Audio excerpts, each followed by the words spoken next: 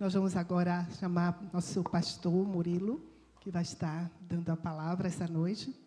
Nós vamos orar. Estenda as mãos para cá. Amado Jesus, queremos te agradecer porque até aqui o Senhor tem nos ajudado, o Senhor está presente, o Senhor está agindo. E queremos ouvir Tua voz, queremos receber a mensagem que o Senhor tem para nós essa noite. Nossos corações estão preparados, Senhor. Queremos Te ouvir e ser alimentados. Abençoa Teu servo, Teu filho, que seja como um instrumento afinado nas Tuas mãos, que com fidelidade transmita a mensagem do Teu coração, Pai. Em nome de Jesus oramos. Amém. Amém. Deus te abençoe. Boa noite, amados. Uma alegria estar aqui com vocês. Essa noite, aquele beijo que a gente não pode esquecer. Mamãe, Juru, família Buscapé em casa assistindo a gente. Eu não posso deixar aqui de honrar minha esposa, está aqui hoje, vencendo a dor, depois de uma batalha vencida. Eu estou aqui falando com vocês, mas a dor é dela, a alegria é dela, a expressão de amor é sempre da mulher, sempre da esposa. E eu não podia deixar de honrá-la aqui. Antes da gente vir, ela sentindo dor ali, né? Ainda no pós-operatório, ainda sente dor. Ela falou assim: eu estou sentindo tanta dor, eu vou porque é você que vai pregar hoje. Aí eu falei para ela assim: rapaz, não, Deus sabia que você ia pregar hoje e botou o marido para poder ser o pretexto. Eu queria expressar também a gratidão essa semana aí, e antes disso, né, todos vocês da videira que orou com a gente para vencermos essa batalha aí juntos. Eu não posso deixar aqui de agradecer todos vocês, a videira Feira de Santana, a videira Sertão, a videira Panambi, mandando mensagens, orando juntos. Então, foi muito amor, né, derramado sobre a família da gente nesse momento. E eu queria aproveitar que eu estou aqui hoje com esse microfone na mão para agradecer a todos vocês, expressar essa gratidão. Queria mandar um beijo também para a Magá, que está em casa assistindo a gente, que quebrou a perna, está lá assistindo. Um beijo para a Magá, nossa vozinha aí, que cuida de todos nós, ora pela gente. Estamos orando por você, Magá. Um beijo para você. Eu queria mandar um abraço também para uma família de um paciente que a gente, sobre essa semana que a gente acabou perdendo. É a família de Alice, que é a irmãzinha mais velha, Gustavo e Thalita. Eles são lá de Tucano. Eu queria mandar esse abraço para eles, vindo da parte do Senhor Jesus, do nosso corpo, para eles, que têm sofrido com a perda de João Miguel. São quase 40 dias aí que eles viveram esse momento, mas o Senhor tem confortado e a gente pede para que continue confortando eles, essa família. Então, mas eu queria dividir esse momento, repartir essa mensagem. Volta e meia eu volto para ela. Eu pedi para os meninos da mídia colocar aí Isaías 6. É um texto muito conhecido por todos nós, e eu queria repartir com vocês aí esse momento, essa palavra aí especial. Eu volto e meia eu volto para essa palavra. Ela fala de missão, esse momento aí que a gente viu agora, tantas missões sendo cumpridas pela nossa comunidade, pelo corpo de Cristo aqui. Então, o legendário, o Juade, Sertão, nada mais é do que a concretização de algo que a gente vem orando, de algo que a gente vem fazendo, intercedendo aqui em nossos meios. Então, quando a gente assiste esses vídeos, é a concretização das profecias para a nossa comunidade. Então, a gente vê os legendários, vê esse abraço legendários e Juade juntos, vê os meninos lá no sertão. Eles vão lá, vão além de cuidar ali daquelas crianças, daqueles sorrisos, eles vão abraçar aquelas crianças lá. Então, ali a gente vê o cumprimento de uma profecia, e eu vou ler a respeito de uma profecia aqui, de um momento marcante na história da gente, que foi apresentada para a gente pelo profeta Isaías. Eu vou ler com vocês, está na NVI, eu vou ler do 1 até o 8, e a gente vai meditar um pouquinho sobre esse momento aí da palavra, sobre o que Isaías fala aos nossos corações. Eu gosto sempre de voltar para essa palavra. Há uns 4 anos atrás, eu ouvi essa palavra de pastor Wellington, não sei se ele lembra, mas há uns 4 anos atrás, ele utilizou essa palavra para dar um testemunho muito importante para a gente, que tem a ver com a profecia que a gente vive hoje. O irmão Eurico Bergsten saiu lá da Finlândia, e ele utilizou essa palavra para traduzir um momento profético, vivido por irmão Eurico, há trocentos anos atrás, há centenas de quilômetros atrás, e o impacto daquele movimento do Espírito na vida daquele homem, daquela família, faz com que a gente viva isso aqui hoje. Joade, legendários, nossas macros das quintas-feiras, nossos momentos de louvor. Então, para a gente ver o quão é importante a gente crer nessa promessa de Deus para a nossa vida. Vou ler com vocês agora.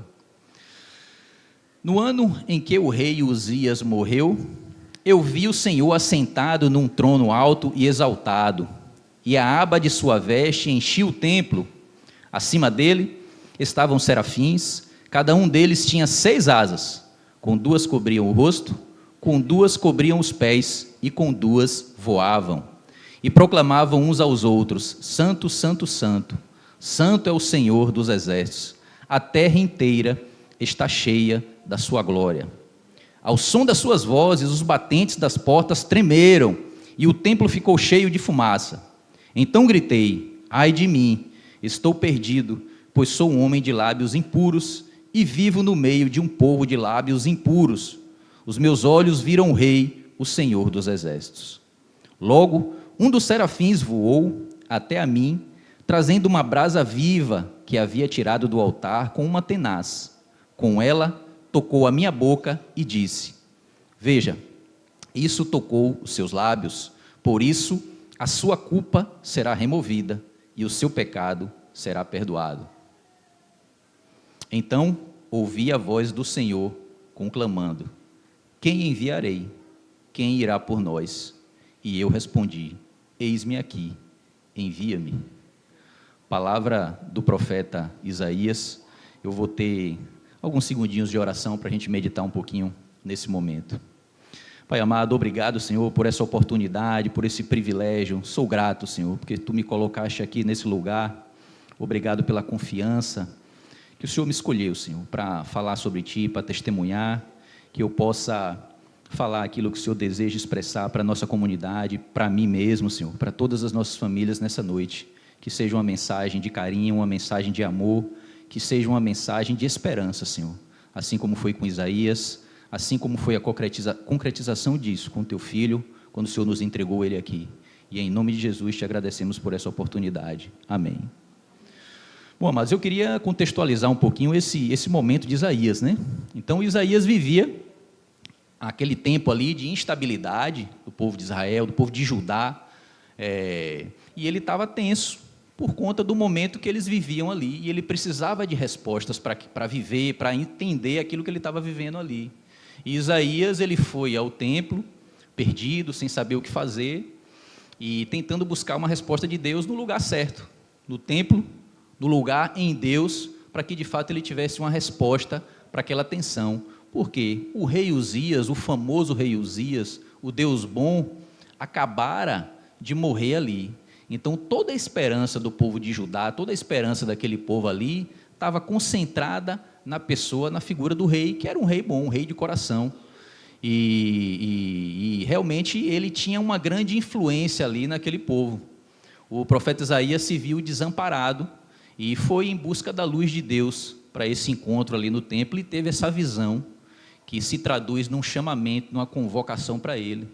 E muitos acabam procurando essa resposta na luz própria ou na luz de outras alternativas, de outras estratégias, nos livros de autoajuda, nos adivinhadores, nos cenários de psicologia, sem ofensa à classe, mas buscando fórmulas de resolver as suas dores, as suas respostas, sem passar antes pelo tempo de Deus, pelo lugar de Deus. E o profeta Isaías aponta um caminho para a gente nesse momento, de busca de respostas, de entendimento, e ele vai ao encontro da luz de Deus, ao invés de ir ao encontro da sua própria luz, ou de influências circunstanciais daquele momento. E acabou se encontrando com Deus, tendo aquela visão, num encontro que definiu um propósito para a vida de Isaías. Isaías, ele é considerado um dos grandes profetas do Antigo Testamento messiânicos, né? As grandes profecias do profeta Isaías apontam para Cristo. A gente relembra muito essas profecias quando a gente lê o Antigo Testamento, e a gente faz aquela ligação com o que a gente vive hoje e com o que Cristo viveu há 2000 anos atrás. E lembrando que Isaías, ele vivia naquele tempo em que o reino estava dividido. Após a morte do rei Salomão, o reino de Israel ele foi dividido. O reino do norte ficou nas mãos de Jeroboão, o reino do sul ficou nas mãos de Roboão, filho de Salomão. A partir daí, 2 dinastias foram conduzindo o povo de Israel. E o profeta Isaías viveu no reino do sul, no reino de Judá. E ele conta nessa visão aí que o início do chamado dele, o início do seu trabalho, o início do seu servir a Deus, aconteceu exatamente nesse período da morte do rei Uzias, como eu falei para vocês, que era um rei bom, é considerado um dos grandes reis do reino de Judá, né? E o rei Uzias, ele tinha essa proximidade com o profeta Isaías, era uma das características, talvez tenha sido um dos motivos dele sentir bastante essa ligação que ele tinha naquele momento. O rei Uzias, para vocês relembrarem, está lá em 2 Crônicas 26, as suas grandes batalhas vencidas, as suas grandes vitórias. O rei Uzias, ele venceu os filisteus em uma daquelas grandes batalhas lá ali na região ali de Judá, venceu os árabes ali na região. O rei Uzias foi um desses grandes reis que marcou o reino de Judá. E o profeta Isaías, nessa época, convivendo nesse ambiente aí, ele vivenciou tudo isso aí, toda essa percepção do povo de Judá a respeito daquele rei, e estava todo mundo perdido. Rapaz, e agora o que é que a gente vai fazer sem a presença do nosso rei bom, do nosso rei salvador, aquele que conduziu o nosso reino de Judá por mais de 50 anos, e agora a gente está sem ele, estamos sem essa referência. E nesse encontro aí, o profeta Isaías traz para a gente a grande esperança. Então ele tem essa visão de Deus ali do trono, e uma visão que traz para a gente princípios importantes para a nossa vida de discípulo, e o profeta Isaías conseguiu traduzir isso para a gente. Um dos primeiros impactos desse encontro na vida do profeta Isaías está exatamente no versículo 1, que ele diz assim: eu vi o Senhor assentado num trono alto e exaltado, e a aba de sua veste enchia o templo. Essa visão do profeta Isaías sobre essa grandiosidade de Deus está expresso exatamente nessa frase aí, que ele diz assim: a aba de sua veste enchia o templo. A grandiosidade de Deus era uma referência para aquele povo que vivia ali ao redor de Judá.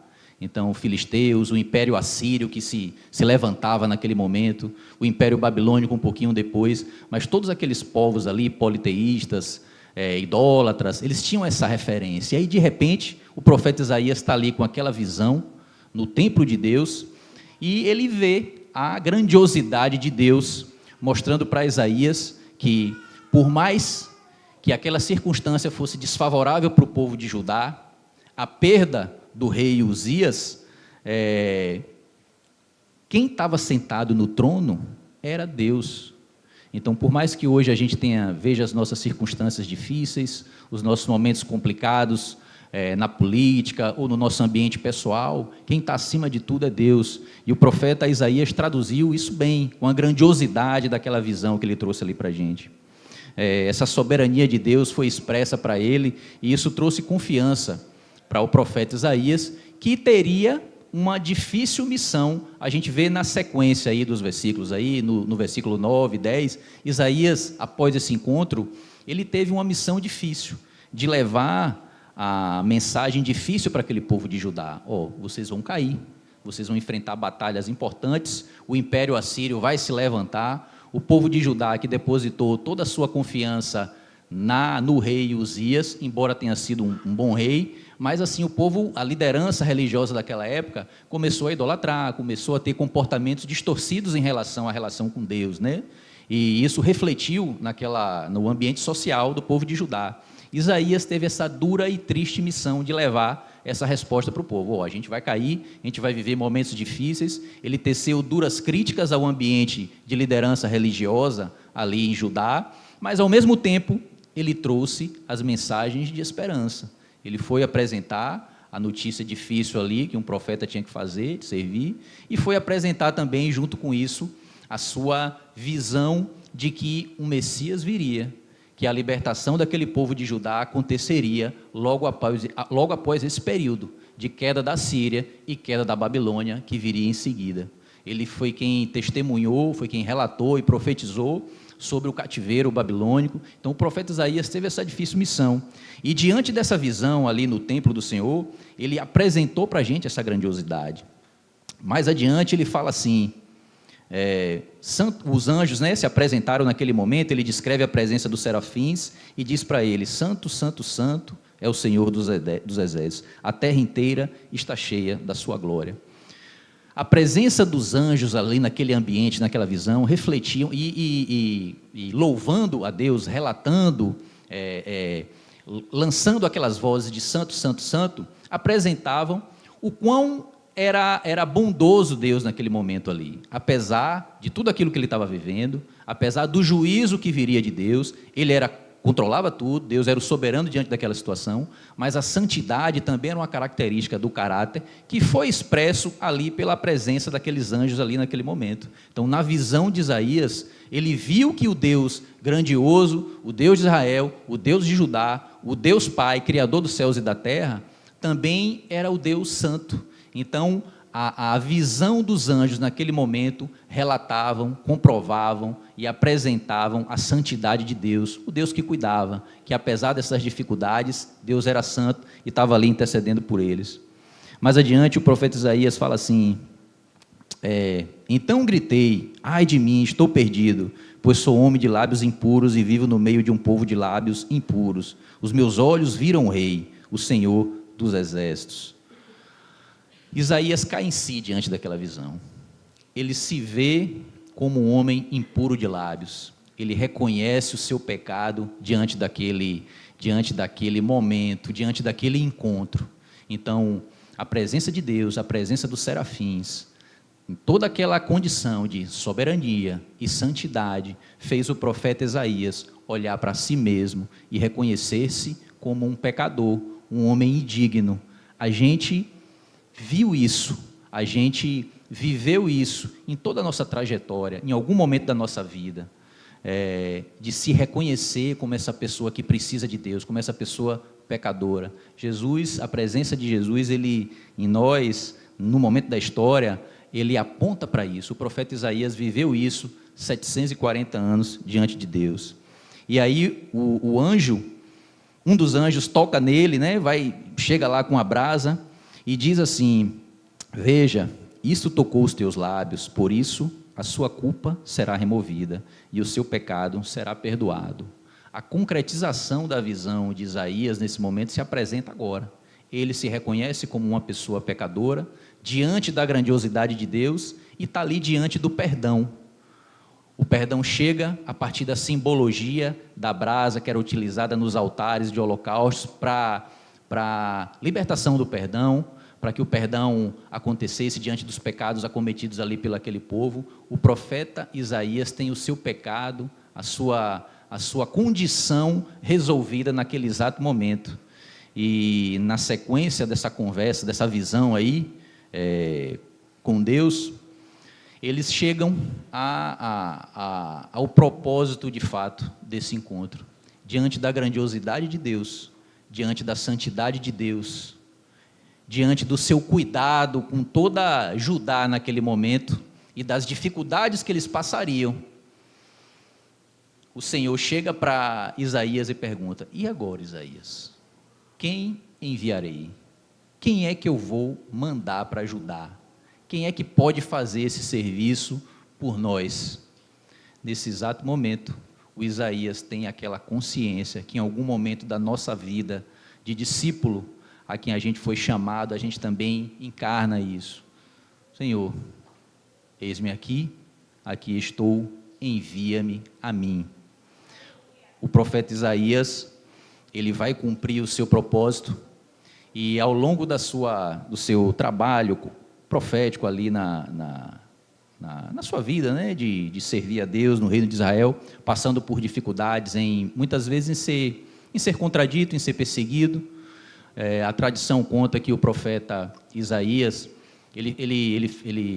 o trabalho dele, né, passou ali pelo reinado do rei Uzias, rei Jotão, Acais, e finalzinho ali Ezequias. Parece que ele ultrapassou um pouquinho, chegou até Manassés, que era o filho de Ezequias. A tradição conta que ele foi até hostilizado, martirizado, ele foi cerrado ao meio. Não está isso na palavra, mas a tradição judaica conta, por conta do que Manassés queria fazer na época. Então o profeta Isaías viveu isso tudo, e mesmo diante das más notícias, e mesmo diante de uma notícia de esperança que ele traria, inclusive apontando para a vinda do Messias, ele foi hostilizado, perseguido, e isso não parou. Tem um momento importante aí da nossa vida como discípulo, e essa vivência do profeta Isaías é semelhante ao que a gente vive no nosso encontro com Jesus. A gente está lá diante do Deus Santo, do Deus Filho Santo, que tem poder para transformar, e a gente se vê naquela condição diante dele, e a gente acaba enxergando quem a gente é, do tanto que a gente precisa da presença dele para que a gente possa ser transformado. E Jesus, ele encarna bem isso. O profeta Isaías falou disso. O capítulo de Isaías 53 fala do servo sofredor, daquele que viria para sofrer e seria transpassado e cumpriria a sua missão para nos libertar dos pecados. É interessante que o profeta, conhecido como o grande profeta messiânico, que entre todos os profetas desse período, quem mais aponta para Cristo é o profeta Isaías, ele faz a gente relembrar o momento em que Cristo vem para cumprir o seu propósito, a sua missão, que é vir trazer a notícia do Evangelho. Ele também traz aquela notícia difícil para a gente: no mundo tereis aflições, portanto tende bom ânimo, mas ele carrega a mensagem do perdão, ele traz para a gente a mensagem de libertação, traz para a gente também a mensagem de cura. Não tem como a gente ler a vida do profeta Isaías, ler as suas palavras, ver a sua profecia, ver o que ele falou para aquele povo de Judá, a sua direção para Cristo, e não lembrar da nossa trajetória. Então, um dos grandes ensinos desse encontro com propósito, é essa direção que a gente tem para a nossa vida. Primeiramente, a gente acaba nos reconhecendo como pecadores, a gente acaba nos reconhecendo como aquele que precisa da soberania de Deus, aquele que reconhece o poder de Deus para controlar as nossas dificuldades, mas a gente se reconhece como pecador, e mais ainda, a gente vê nesse momento a nossa esperança sendo renovada, a partir da presença de Jesus vindo cumprir a sua missão na cruz do Calvário. Eu me lembrei daquele momento em que Pedro, lá em Lucas 5, ele está lá cansado da noite inteira tentando pescar os peixes junto com os outros apóstolos, e de repente Jesus pede para ele apontar a direção dele de pescaria para o outro lado, e ele vem com aquela rede cheia de peixes, e ali se prostra diante de Jesus Cristo, diante do Deus soberano, Filho ali diante dele. Senhor, afasta-te de mim, eu sou o pecador. Essa mesma percepção diante da santidade ali, a gente vê isso na vida de Pedro, na vida de todos os outros apóstolos, e a gente vê isso também na nossa vida. Em algum momento da nossa história, a gente diante de Jesus, diante desse encontro, a gente se vê como pecador, e de repente a gente vê a santidade de Jesus, a gente vê essa direção expressa na cruz do Calvário, e naquele momento a gente se lembra de que o nosso pecado foi perdoado, aquele sangue foi derramado para que a gente se libertasse disso. Um desses momentos de encontro da nossa vida de discípulo, eu me recordo bem, eu tive esse meu encontro aqui alguns anos atrás, desses encontros, há quase 10 anos atrás, eu tive esse momento também, mas em 2019 eu tive esse encontro e eu tive uma palavra muito importante, um encontro com Deus aqui nessa comunidade, mas eu queria testemunhar como um spoiler de algo que a gente viveu e vocês viveram também juntos com a gente aqui, que foi esse cumprimento de propósito em nossa casa, através da vida da minha esposa. Então, quando ela entendeu esse chamado, essa missão, que não foi agora, nesse momento em que a gente enfrentou junto as batalhas contra um câncer, mas isso foi muito antes.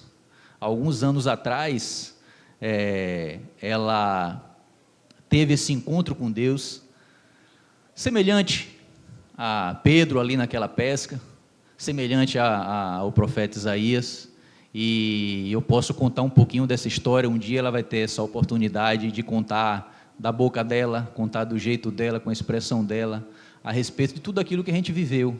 Então, antes, muito tempo antes atrás, ainda quando a gente era namorada, ela orava com uma irmã nossa, uma amiga nossa, ali no ambiente de trabalho, no ambiente de administrativo.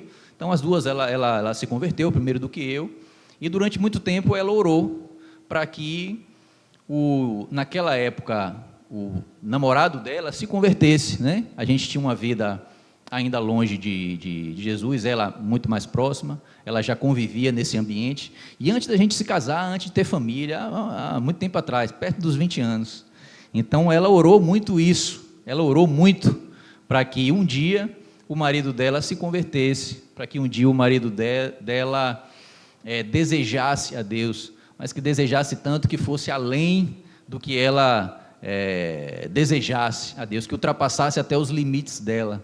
E naquele momento ali de oração, eu acho que ela não imaginava que a gente chegaria a esse ponto, de tantos anos depois, a partir daqueles momentos de oração, onde 2 ou 3 estão juntos, era ela e a amiga ali no ambiente de trabalho, e mais para frente, ela foi se ambientando nesses espaços comunitários, e elas frequentaram um bom período, e foram vencendo algumas batalhas.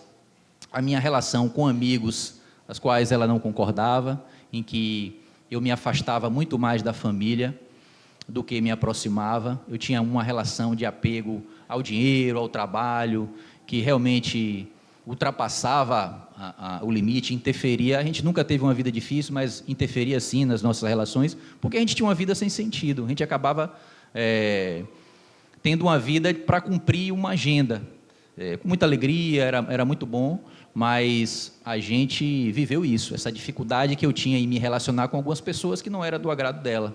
Eu tinha um tipo de trabalho que também não era do agrado dela, e essa mulher veio orando ali, naqueles anos ali, e as promessas de Deus para a vida dela acabaram sendo cumpridas.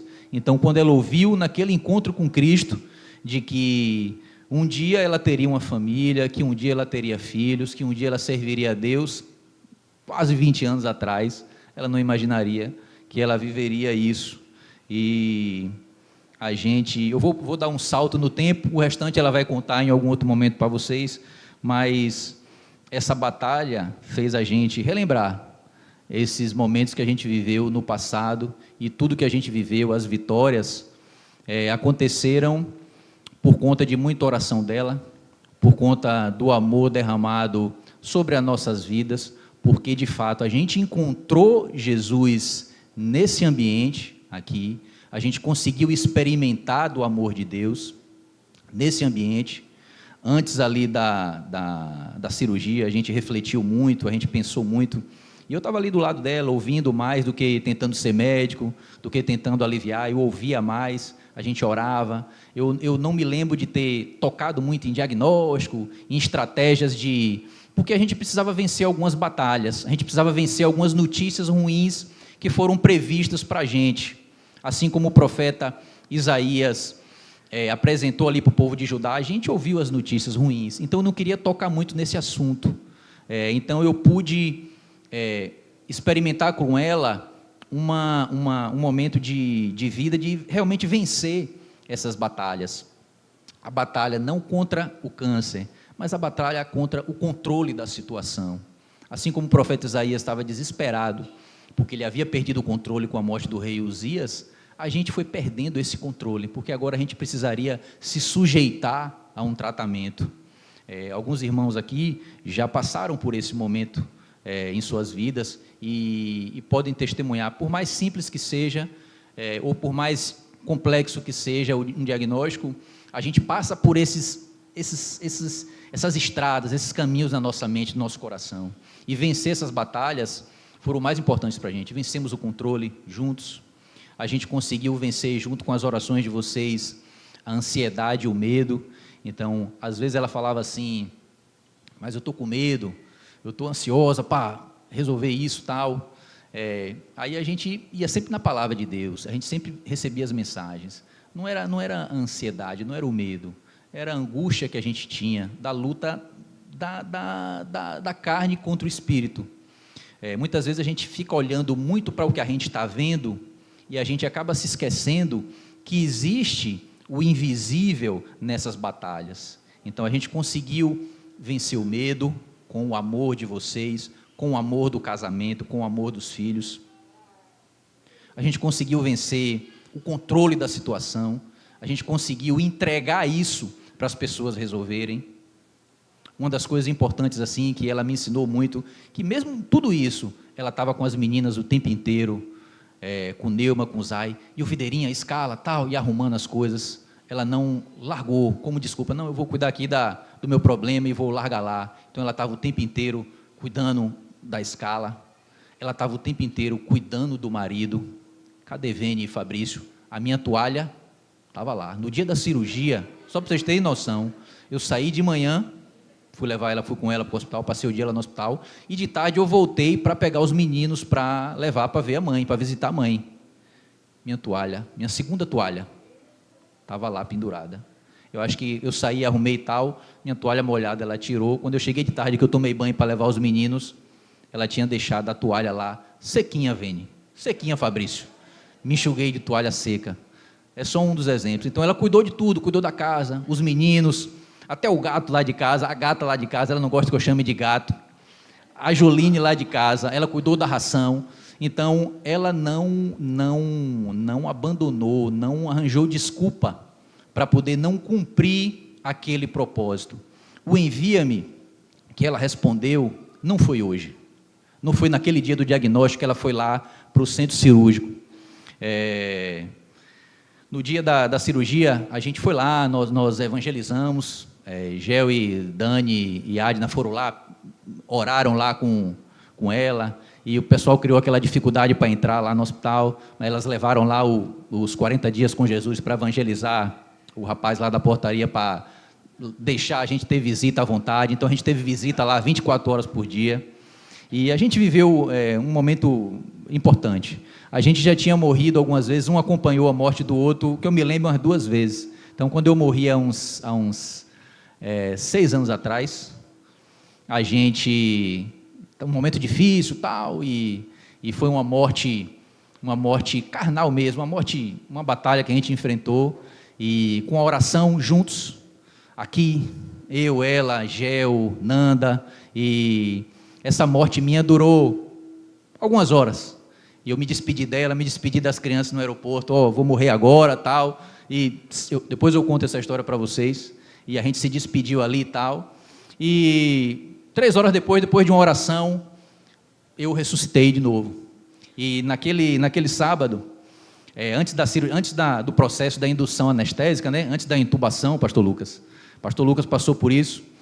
Ela já estava ali no processo de ser da indução, né, de dormir para... Então ela, acelera aí. Então eu encostei, peguei na mão dela para a gente orar. Aí, olha só a frase que ela soltou naquele momento, a consciência de corpo que ela tinha, de fazer parte do corpo de Cristo. Ela falou assim, as meninas arrumando ela, ajeitando, aí ela falou assim, tem um exército lá fora, orando por mim, nesse momento. As pessoas que estavam ao redor, falou exatamente aí, vocês falaram, aleluia, glória a Deus. As pessoas reconheceram naquele momento a missão que ela tinha ali, que não tinha sido naquele momento da cirurgia, que não tinha sido no momento do diagnóstico.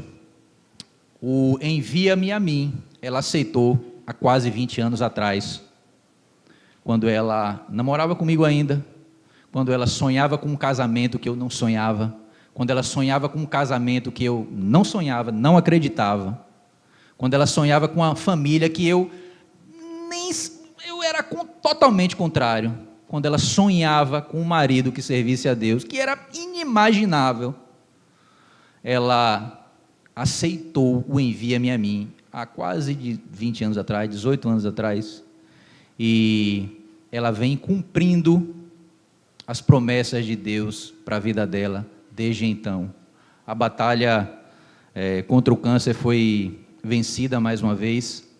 A doença é só o visível, ela venceu a ansiedade, o controle, o medo, com o amor que foi derramado, dispensado através de vocês, a consciência de corpo que a igreja tem do sangue derramado por todos nós na cruz do Calvário, profetizado 740 anos antes dele vir, há 2000 anos atrás da data de hoje. Eu queria pedir para que vocês ficassem de pé nesse momento, para a gente orar.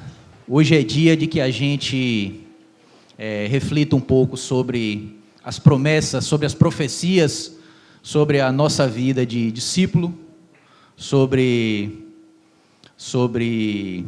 a nossa trajetória como um seguidor de Jesus, assim como o profeta Isaías, há um tempo atrás, disse sim para aquela relação com propósito, para aquele chamado, para aquela missão. A gente viu aí uma missão sendo cumprida pelos legendários.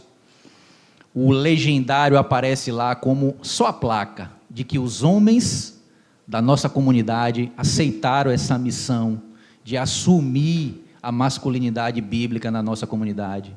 As crianças do Joade, elas assumiram o cumprimento de uma promessa. O envia-me a mim, aceito lá por pastor Cláudio, pastora Vanessa. Antes da gente imaginar isso que a gente viu aí, só reflete a presença de Cristo na nossa comunidade, na vida deles. Quando o pastor Mateus aceitou esse envia-me a mim, de levar esses homens, esses irmãos lá para Balneário Camboriú e dividir essa construção, essa afirmação daquilo que a gente acredita sobre o que é ser um homem na família, sobre o que é ser um marido, sobre o que é ser um pai, está sendo concretizado aqui hoje, amados.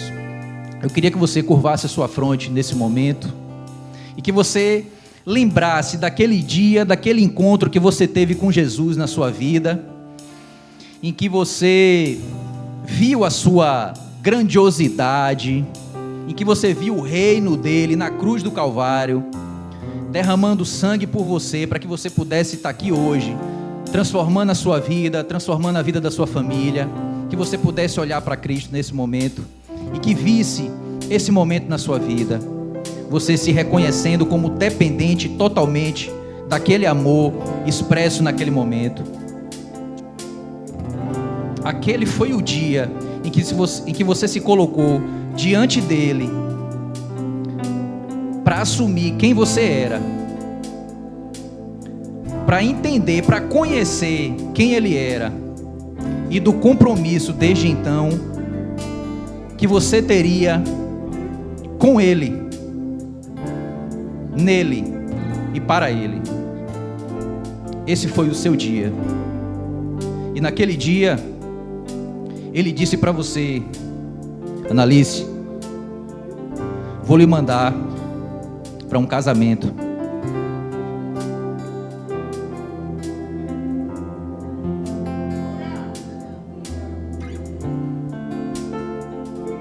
Analice, eu vou lhe mandar para uma família. Pastor Cláudio, eu vou lhe mandar para um bocado de menino, e eu vou estar lá com esses meninos. Pastora Vanessa, vou lhe mandar para tomar conta de um adolescente.